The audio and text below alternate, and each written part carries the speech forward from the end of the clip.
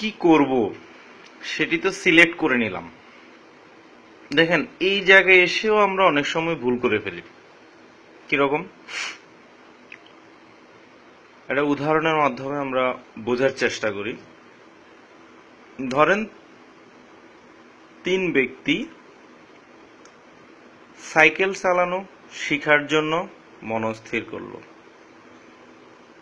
তাদের তীব্র ইচ্ছা, তারা সাইকেল চালানো যে কোনো মূল্যে শিখবেই। তো 3 জন,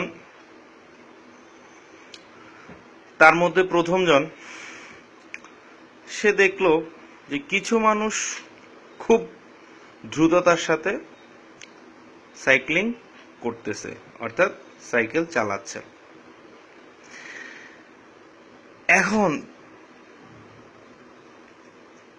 তার ভিতরে একটা ভয় কাজ করতেছে যে সাইকেল তো আমি চালাইতে চাই, কিন্তু এভাবে দ্রুততার সাথে সাইকেল চালাইতে গিয়ে যদি একবার অ্যাক্সিডেন্ট হয় তাহলে আমার হাত পা ভাঙতে পারে।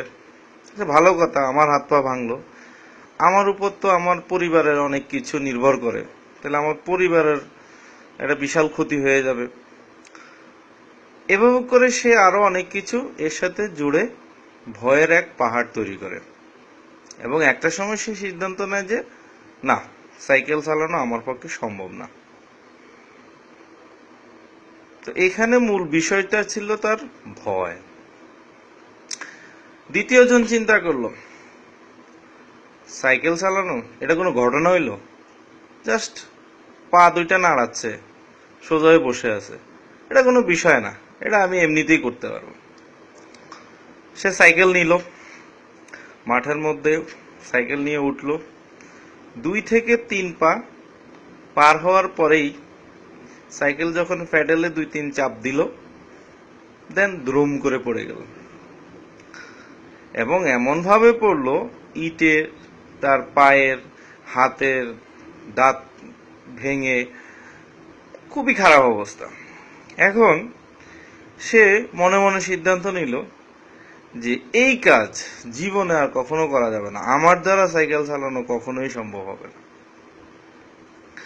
আর তৃতীয় ব্যক্তি একটু ব্যতিক্রম ছিলেন। তিনি চিন্তা করলেন, সাইকেল চালানো তো আমাকে শিখতেই হবে, তো আজকে যারা সাইকেল চালাচ্ছেন ভালো, তাদের সাথে একটু কথা বলা যাক।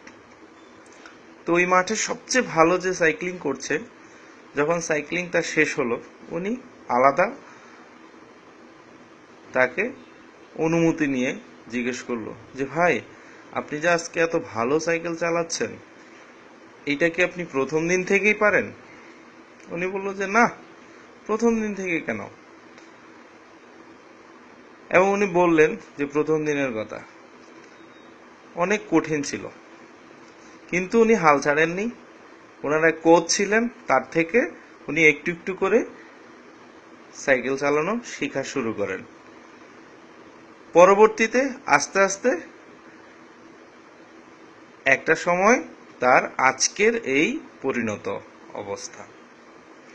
তো তৃতীয় ব্যক্তি যে কাজটি করলেন, তিনিও শেখা শুরু করলেন এবং ফাইনালি কাজটি করতে পারলেন। তো আমরা 3 জনের মধ্য দিয়ে যেটা বোঝার চেষ্টা করব, প্রথম ব্যক্তি ভয়ের কারণে তার কাজটি করতে পারলেন না, দ্বিতীয় ব্যক্তি কিছু না জেনে না বুঝে কাজ শুরু করার কারণে করতে পারেন নাই, আর তৃতীয় ব্যক্তি বুঝে একটু একটু করে শিখে তারপরে কাজটা শুরু করছে, এবং তার ফলশ্রুতিতে সে কাজটি করতে পেরেছে। তো আমরা যারা ইতিমধ্যে আমাদের কাজ সেট করে নিয়েছি, আমি বলবো হুট করে শুরু না করে সেই কাজটি শুরু করার জন্য যে আনুষঙ্গিক বিষয়গুলো শেখা দরকার, সেগুলোতে মনোনিবেশ করতে হবে। আর্নিং না, লার্নিংয়ে ফোকাস দিতে হবে। লার্নিংটা যখন মজবুত হবে, আর্নিংটা অবশ্যই ভালো হবে। এই পর্যন্তই।